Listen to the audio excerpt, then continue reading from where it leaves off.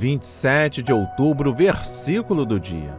Leitura no livro de Mateus, capítulo 10, versículo 16, e a palavra diz: Eis que vos envio como ovelhas para o meio de lobos. Sede, portanto, prudentes como as serpentes e simples como as pombas. Amém e graças a Deus. Para vocês que estão conosco em nossas plataformas de mídias sociais ou até mesmo chegando agora na nossa família, sejam bem-vindos. Aqui no YouTube eu peço que rapidamente não vai lhe tirar do foco da mensagem do dia, que se inscreva em nosso canal, ative o sininho, dê um like, comente, compartilhe, é importante para o Ministério de Cristo. Faça o mesmo no Facebook, Instagram, Twitter, Tumblr, WhatsApp, Telegram. Deus tem um grande chamado para a sua vida.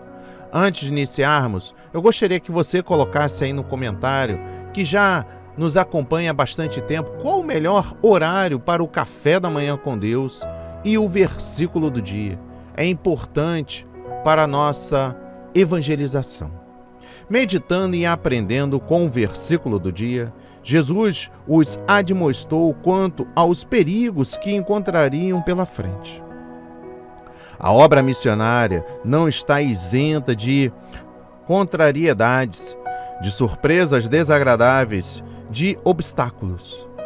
Seus apóstolos foram advertidos a respeito da perseguição, do temor de não achar palavras para sua própria defesa, do perigo da traição por parte de irmãos, pais, filhos, até mesmo de morte. Ele os admoesta a fugirem para outra cidade caso fossem perseguidos. Muitas vezes, missionários precisam ter um plano de fuga de seus campos, principalmente em campos de difícil acesso. Não por covardia, mas por autopreservação. Ouve-se muito de missionários que tiveram de deixar seus campos, como no caso dos missionários expulsos da China em 1949.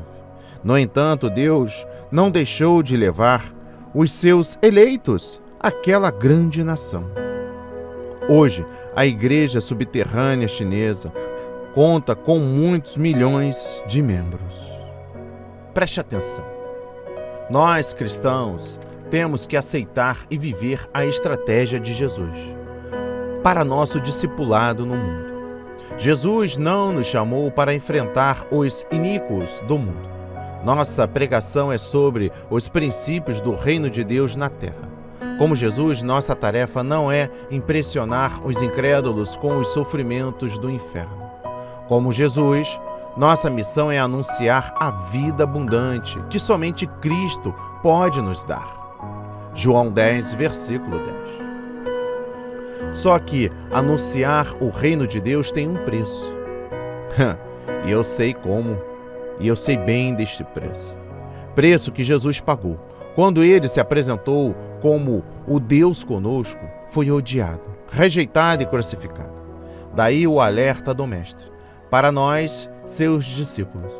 Em um mundo de lobos, a estratégia da nossa vida neste mundo é a de astúcia sem malícia. Em outras palavras, nossa estratégia é aquela que somente o Espírito de Cristo pode nos capacitar. Porque somente o Espírito pode garantir que amemos no meio daqueles que nos odeiam. Paulo e todos os outros discípulos viveram as instruções dadas por Jesus, sofreram no meio de lobos, mas venceram como as ovelhas de Cristo. Nossa pregação é anunciar Jesus Cristo como o Cordeiro de Deus que tira o pecado do mundo. João, capítulo 1, versículo 29. Continuando, Jesus nunca esconde o jugo. Ele quer que o discípulo saiba que enfrentar ataques e hostilidade de todos os tipos e de todos os lados. Quando evitamos, preste atenção, quando evitamos o confronto, somos rotulados de covardes ou simples. Se reagimos, somos taxados de chilitas. Qual é a solução? A solução? O discípulo precisa de um equilíbrio. Devemos evitar conflitos e confrontos quando possível, mas não podemos virar medrosos, fugindo da nossa desconfiança. Temos uma missão. Almas estão em jogo. não podemos ser intimidados, mas precisamos agir e falar com prudência.